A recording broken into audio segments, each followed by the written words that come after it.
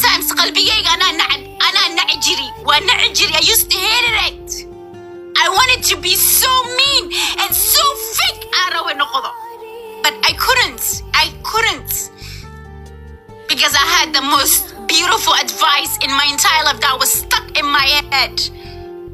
hooyaday waxay dhahday wax kasta gabadhee dhib kasto adduunkan ku mareysay dhahday imtixaan waaye dhahday. Don't never luqtooda u soo dhawaanin. Luqtood iyo cijood dadka wax kugu sameynaa do not become their lover ee dhahda u soo dhawaanin hataa. You become pure from your heart ee dhahday ilaahay waa ku jeedaa.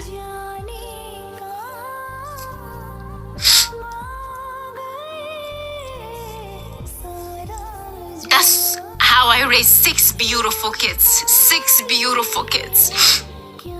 6 beautiful kids, Asukuri. I love them more than my heart.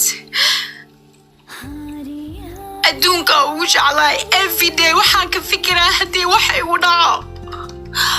Every day waxaan ka fikiraa wax hadii igu dhaco. Maxaa u dhaafaa ilmahayga si bid'aadan u oonin. Si bid'aadan u tuugsanin. Si bid'aadan wax u weydinin.